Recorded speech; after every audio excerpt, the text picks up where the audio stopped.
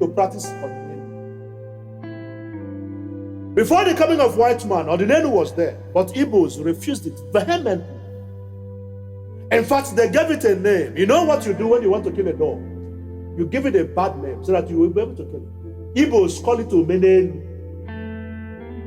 They say it's an abomination. But let me tell you, Ordinelu is not an abomination.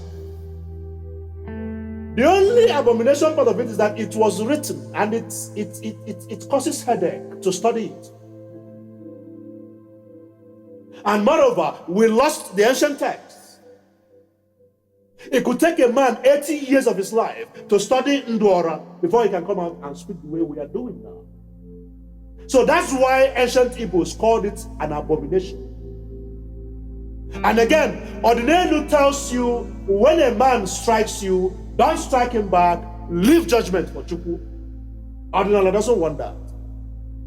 Ordinala is tit for tat. If any man pricks your leg, cut off his head.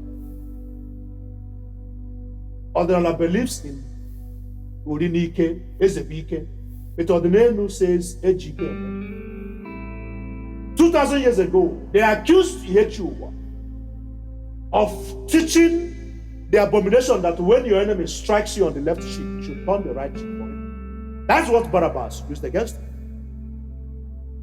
And the Judeans, who were agitating for independence from Rome, just like we are doing today from Nigeria, they refused Ordinary,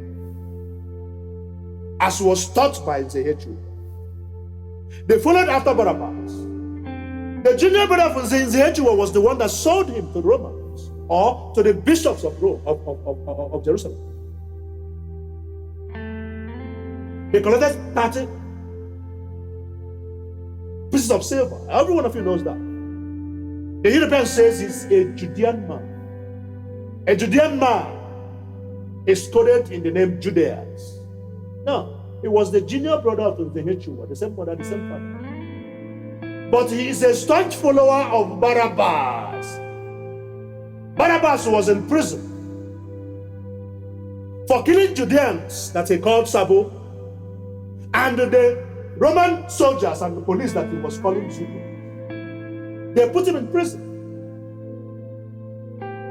But ancient Judeans were contributing money to give him in the cell to support him.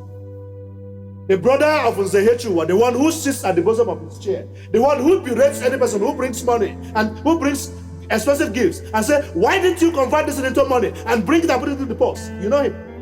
They call him Judas. He's not Judas. Judas is a code name. He was the junior brother of Nzehechu. The man you call Peter, who was the head of the disciples, never challenged him for a second. If you challenge him, you cut off his head. Every person was afraid of him. He sits down only in between the legs of Nzehechu. He's not brother. But he was collecting money from there and supporting the program of Barabbas.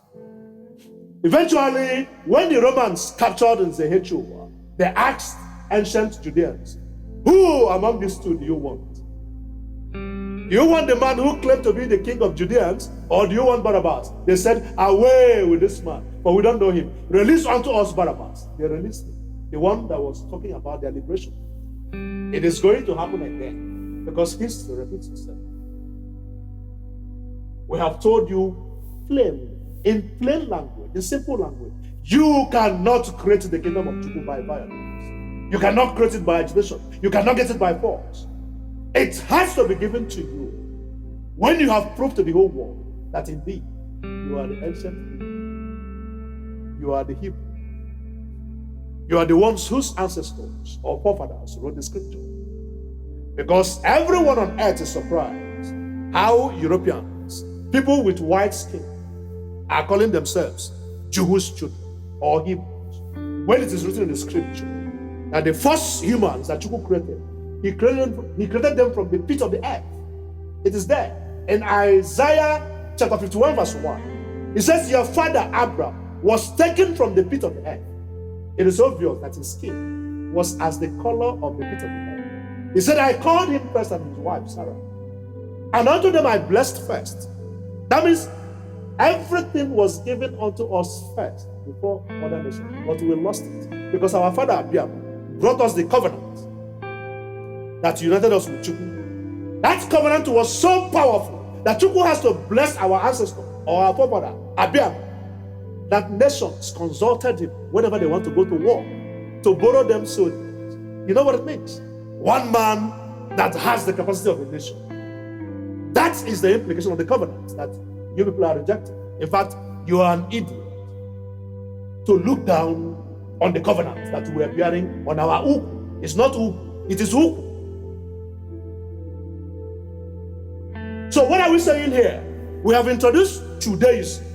You have to see it in Jeremiah 6:16. It says, there is an ancient way, which is very, very good. Ask around if you are lost in the ways of this world. Enter therein, and thou shalt find rest unto thy soul. But the ancient people said, no, we shall not walk therein. Ndị gboo si na fama adị ndụ wee rapụ ọdịnala wee mebe ọdịnelu. Now Chukwu cost us. I am going to read you a scripture in closing for today, where Chukwu was lamenting about the loss of ancient people and how he has chosen a new people.